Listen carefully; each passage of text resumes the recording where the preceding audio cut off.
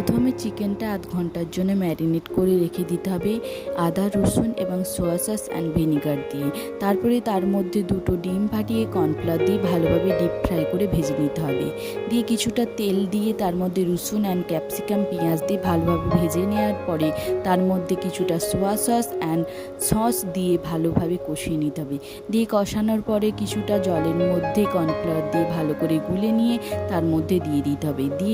দেওয়ার পরে কিছুটা ঠিক হয়ে এলে পরিমাণ মতো জল দিয়ে দিতে হবে। পরিমাণ মতো জল দিয়ে ফুটে এলে তার মধ্যে চিকেনগুলো দিয়ে দিলে তার মধ্যে ফুটে এলে এই আমাদের চিলি চিকেন তৈরি হয়ে যাবে। আপনারা খেয়ে দেখুন অ্যান্ড কমেন্ট করে জানান। প্রথমে চিকেনটা আধ ঘন্টার জন্য ম্যারিনেট করে রেখে দিতে হবে আদা, রসুন এবং সোয়া সস অ্যান্ড ভিনিগার দিয়ে। তারপরে তার মধ্যে দুটো ডিম ফাটিয়ে কর্নফ্লাওয়ার দিয়ে ভালোভাবে ডিপ ফ্রাই করে ভেজে নিতে হবে।